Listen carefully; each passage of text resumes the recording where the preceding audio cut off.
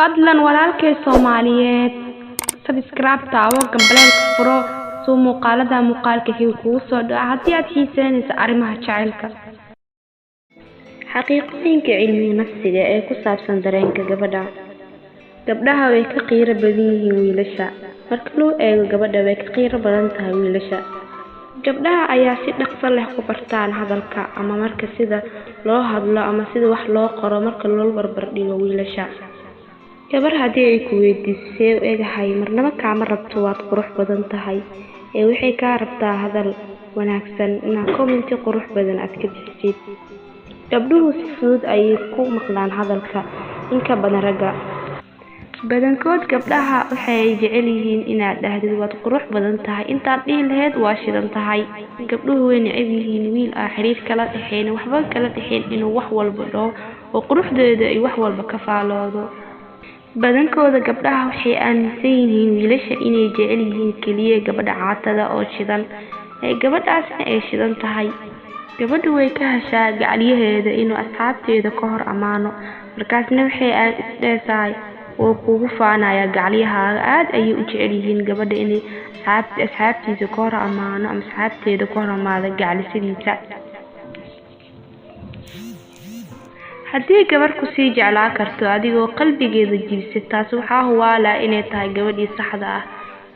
Gabadha adiga sida dhabta kuu jecel waxyaabo badan ayay kaaga xanaaqi doontaa laakiin marnaba adiga si fudud kaama tagi doonto.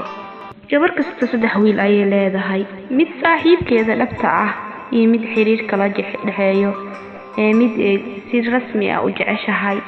Haddii aad tahay gabar nasiib badan 3daasba waxaa kuu buuxi karo hal wiil. Gabadha haddii hortaada ku qirato inay kuu xiisto waa runteed waayo gabdhaha way adag yihiin inay runta ka hadlaan eena ku sheegto ama inay kuu xiistay badanaabo. Markay gabadh ku inkirayso waxay rabtaa inay ogaato jacaylkaaga iyo dareenkaaga halka uu gaarsiisan yahay ama inay cabirto halka uu gaarsiisan yahay rabitaankaaga. Ha u maleynin gabadha ku jecel inay rabto gaarigaaga mise hadiyadahaada ama hantidaada. Maya, mid saxda waxay rabtaa waqtigaaga, dhoola cadeyntaada, dareenkaaga, deganaantaada, dabeecadaada iyo wax walba kugu saabsan noloshaada.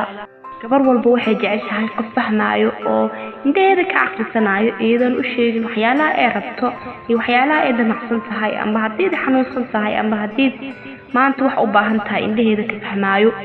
Gabdhuhu waxay jecel yihiin ninka naxariista badan had iyo jeerna u nugul dhankooda. Gabdhuhu waxay neceb yihiin isbarbardhig inaad la barbardhigtid gabar kale oo tiraahdo gabar hablaayo ayaa ka karti fiican, gabar hablaayo ayaa ka aqoon badan, mise gabar hablaayo ayaa ka qurux badan.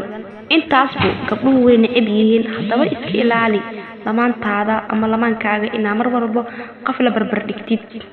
Isbarbardhigu waa shay xun oo aad qofka bil'aadamka niyada ka jibi karo. Haddaba ha la barbardhigin qofkaaga ama qofkaaga qof kale. Adigoo isdheesi ha ku wanaagsanaado ayaa laga yaabaa inuu kuwaasi xumaado oo qofkii isdhaho qofkaas ayuu jeceshahay ama qofkaas ayuu jecel yahay oo kula barbardhigayo.